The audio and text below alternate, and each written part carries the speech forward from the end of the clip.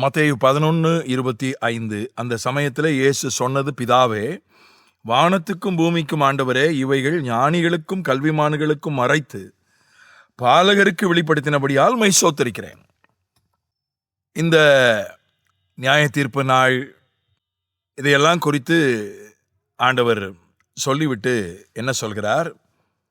இவைகளையெல்லாம் ஞானிகளுக்கு நீர் வெளிப்படுத்தவில்லை பிதாவே, கல்விமான்களுக்கு நீர் வெளிப்படுத்தவில்லை, மறைத்து விட்டீர். ஞானிகளுக்கு இந்த ஆவிக்குரிய விஷயங்கள் எல்லாம் வெளிப்படுத்தப்படவில்லை. யாருக்கு வெளிப்படுத்தப்பட்டது? பாலகருக்கு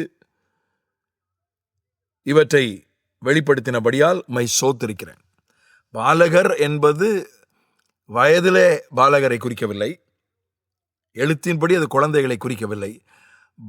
பாலகரைப் போல, குழந்தைகளைப் போல கள்ளங்கபடு இல்லாதவர்கள், குழந்தைகளைப் போல தங்களை தாழ்த்துகிறவர்கள், ஆவியிலே எளிமை உள்ளவர்கள், அவர்களுக்கு தான் ஆண்டவர் வெளிப்பாடுகளை கொடுக்கிறார்.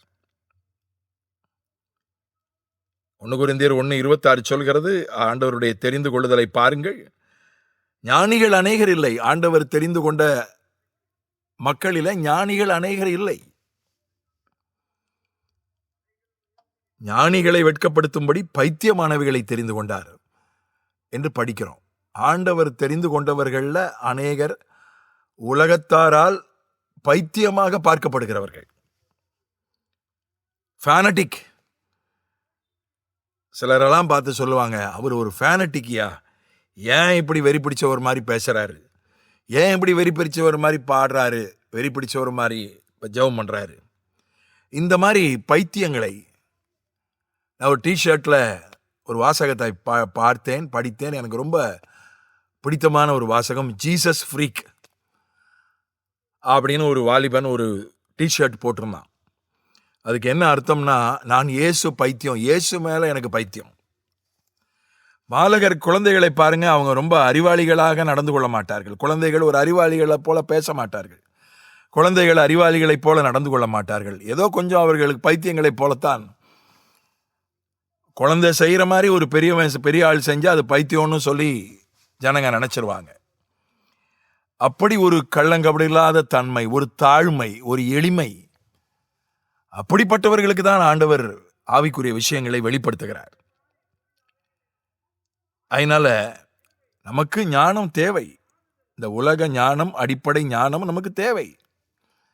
இந்த உலக அறிவு நமக்கு, உலக கல்வி நமக்கு தேவை. எந்த அளவுக்கு தேவையோ, நம்முடைய வேலைக்கு, தொழிலுக்கு, ஊழியத்திற்கு, வாழ்வுக்கு எந்த அளவுக்கு அறிவு தேவையோ, கல்வி தேவையோ, அந்த அளவுக்கு நாம் அதை பெற்றுக்கொள்ள வேண்டும். அதில் சந்தேகம் இல்லை. மனித ஞானம், அடிப்படை ஞானம் தேவை. உணவு, இருப்பிடம், போக்குவரத்து, இவற்றிற்கெல்லாம் நிச்சயமாக மனித ஞானம் தேவை. அதனால ஆனால் இவைகளை கொண்டு நாம் தேவனுடைய வெளிப்பாடை பெற முடியாது. ஆகவே நாம் அவர் மேல நமக்கு ஒரு பைத்தியம், ஒரு பித்து ஏற்படணும். குழந்தையை போல ஒரு கள்ளங்கபடி இல்லாதவர்களாக, தாழ்மை உள்ளவர்களாக நம்மை வைத்துக் கொள்ள வேண்டும். அப்போதுதான் நாம் வெளிப்பாடுகளை பெற முடியும். ஆமென்.